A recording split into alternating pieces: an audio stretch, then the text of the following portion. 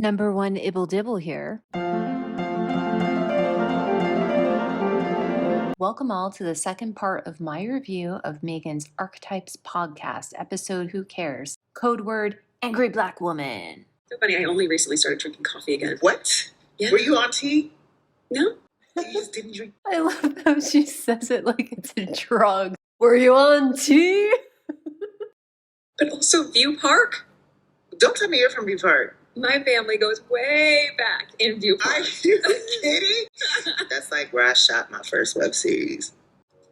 So we started our conversation, of course, as you heard, connecting over LA and the neighborhood of View Park and the foundation it set for the ways that we both move through the world, how we see the world, and the diversity we've been surrounded by for most of our upbringing. We know that Meghan loves to pretend she has the exact same background as every single one of her guests. Let's talk a little bit about View Park. View Park, Windsor Hills, is mathematically one of the blackest towns in the West. In the year 2000 census, when Meghan was, I suppose, 18 or 19 and Issa Rae was 15, View Park / Windsor Hills, California, was 88% African American, 86.5% non-Hispanic African American identifying. The average per capita income was $34,382 a year. We all know that Meghan did not live in black neighborhoods, did not go to black schools, and her father made 10 times this much money. However, I would like to point out that as far as View Park, Windsor Hills goes, Issa Rae was like the rich girl in school. Her dad was a doctor, a pediatrician and neonatologist, to be more specific. Her mom was a professor. They met in France, where they were both studying abroad. And on her Wikipedia page, it says specifically that her family moved to the affluent part of View Park, Windsor Hill. She attended a magnet high school for math and science. Her father hooked her up with an internship at the hospital across the street, and she graduated from Stanford. So I'm already seeing two red flags here. First, the mindless or perhaps malign substitution of the word diverse for the word black or African American. 88% anything is not diverse. Issa Rae's background is black, her identity is black, her stories are about and for black people. She's the first one to say so, and proudly. I just love to tell our stories. I love to tell black women's stories, and I just love to have fun. I'm having a good ass time. I think it reveals something weird about Meghan, that she won't call a spade a spade. If you laughed at that, you're racist. Okay, the second red flag is that honestly, I'm kind of sick of hearing from this type of woman. Everyone Meghan interviews, with the exception of Serena Williams and possibly Mariah Carey, seems to be a showbiz success who's benefited from the continued support of upper middle class or wealthy parents well into their adulthood. And of course, you could argue that Serena and Mariah had parental support, if not money, and were both so extremely talented that they started making millions, literal millions, while still in their teens. Anyway, my point is, lots of different colors, uncomfortably similar backgrounds on this podcast. If Meghan is so interested in charity, why doesn't she interview a legit grassroots community organizer? I follow someone on Instagram called Beauty to the Streets. She's a woman in downtown LA who cooks meals and hands them out to the homeless. She also cuts their hair, gives them a ride to the doctor, emails family members they're too uncomfortable to contact because they lost touch when they were drug addicts or whatever.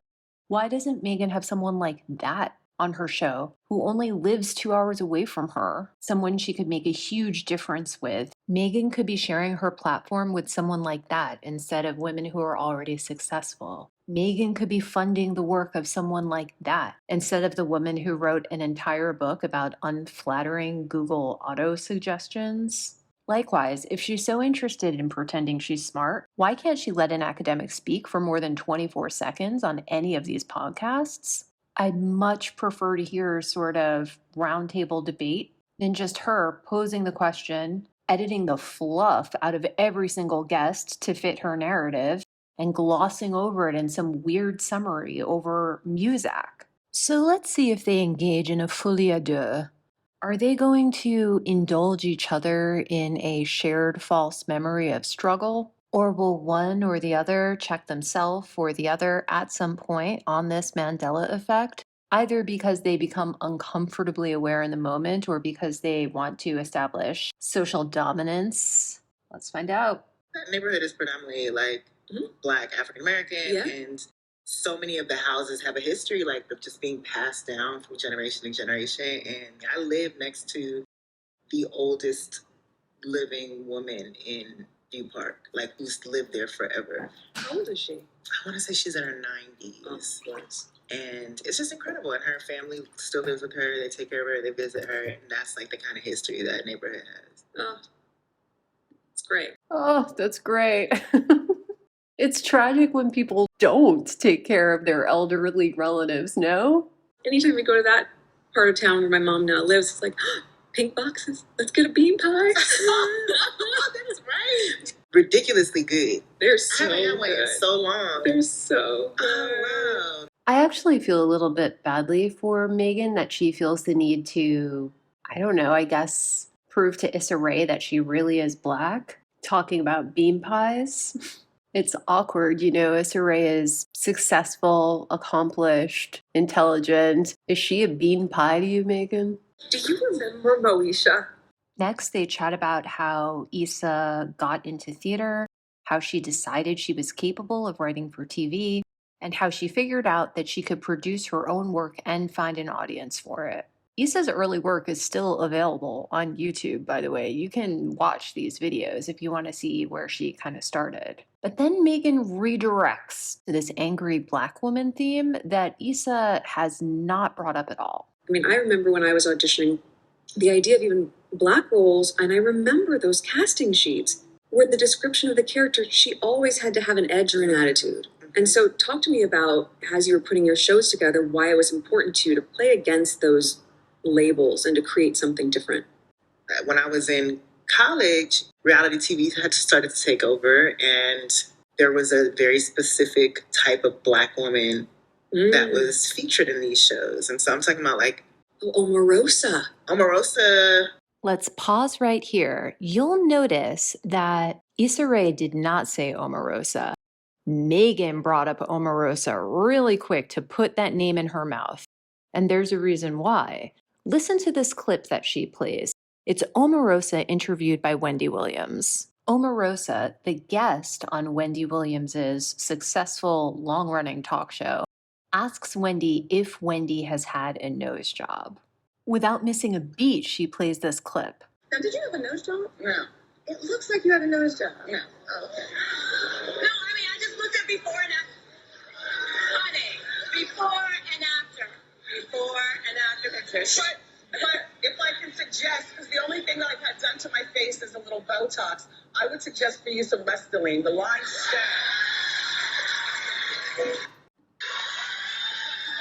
They say my cleanse And I would suggest a wig that doesn't stop my head 3 inches. That would be my suggestion. Flavor of Love was big when I was in college. Oh my gosh, of course. Now, you'll notice that Issa Rae did not engage with that clip at all or make a single remark about Omarosa or Wendy, not one word. I may be giving her too much credit, but that may be because Omarosa and Wendy have both been through extremely difficult times in the 14 years since this interview took place. Omarosa's husband died in a terrible way. She was humiliated, getting fired by the Trump administration. And to state the obvious, she's really no longer a celebrity. And Wendy really has been through the ringer. She has had serious and extreme health problems. Her husband cheated on her and had a baby with another woman while they were still married. She had a mental health crisis and had her show canceled. And her own lawyers and ex-husband took advantage of her during that time to freeze her money so she couldn't access her own money after a successful career of like 35 years in showbiz. There are so many women Meghan could have chosen to portray this stereotype. There's really no need to kick people while they're down. But she gets even nastier and more spiteful. Meghan ostensibly brought up Omarosa as an example of an angry Black woman behaving badly and therefore perpetuating a nasty stereotype and making it harder for the average Black woman to make her way in the world. But let me show you the rest of that interview, where not only does it become extremely clear that Meghan models parts of her own persona on Omarosa, but that this 14-year-old interview is where she stole the idea of discussing this outdated, dying stereotype in the first place. Every woman has a bitch switch. They have to learn how to turn it on and learn how to turn it off to get what they want. Absolutely. Okay. So tell us some of these ways. The first thing is women shouldn't be afraid to ask for what they want. We shouldn't have to apologize because we're tough and we go after what we want, how we want it. Everybody gets put down in the workplace if you're a woman and you're strong and you're outspoken. I, on just general purpose, say no to every offer, the first offer, no matter what, because people are never going to offer you their top. They're going to always come in with the bottom. So I say no is the beginning of the negotiation. That's when you really start to put in the work to get what you want. I'm sure that there's some interesting morsels that we can pick up from the book. This is not my approach. This might not be your approach, the Omarosa way. I feel like in many ways you are the stereotypical angry Black woman that white America looks at us as. And I feel But I would rather be ABW, angry Black woman, than a buffoon. Yeah, well, no, that's true. I would rather be ABW than buffoon. That's true. And the truth of the matter But there's is, gotta I be don't someplace in ever. between, and I But we think what you always, can but do- when Black women in the workplace tend to speak up, they instantly say, "Oh, she's angry." I'm not angry. I'm pissed off about nothing. I'm young. I'm educated. I'm successful, and I represent my rich. That's what community. you said on the BET And I represent my community well. I give back more to my community than anybody that I know. So if that's being ABW, you're reinforcing stereotypes, and that's important for you not to do. No, I said because you don't know. That's how. You really don't. Did you hear a lot of Meghan in Omarosa or what?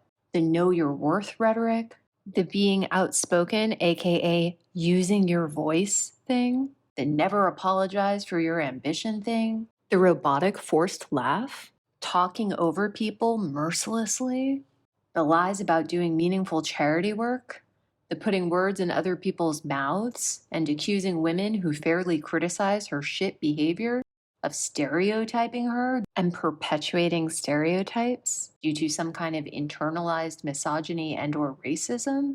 Even the stupid phrase, "you don't know, you really don't," which Harry seemed to have already latched onto and started using in the engagement interview.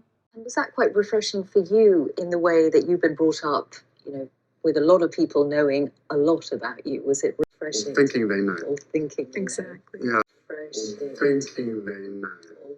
Thinking. Exactly. Yeah. Exactly. Yeah. I wonder if she used those hardball salary bargaining tactics with the Queen, and that's how they ended up here. It's clear that Meghan read that book, read it twice, and decided to use Omarosa's recipe for success with a cup or two of sickeningly sweet fakeness added. So why is she throwing her queen under the bus? Do you remember when Wendy said this? I really do like them, but her, there's something about her. You know what I'm saying? And I applaud her plotation on the royal situation. But please, don't try to garner sympathy from us. You knew what you were doing. Nobody feels sorry for you. You knew what you were signing up for, girl. Meghan has been holding a grudge against Wendy for years. And since Omarosa is no longer famous, socially prominent, particularly rich, or politically powerful, she's willing to throw her queen under the bus just to get back at Wendy. And I'm sorry, I can't help myself. How rich is it of Meghan to call out Wendy for getting a nose job? Meghan, I've seen your pictures, and I actually know what I'm looking at. You got a reduction before college, and you got a finesse after the first season of Suits. Speaking of 15 years ago, do you think she has a burn book, like an in-real-life voodoo scrapbook of people she hates? Let me know in the comments below. And I'll see you tomorrow to hopefully wrap up this review. Toodles! Don't forget to like, share, and subscribe. Bye.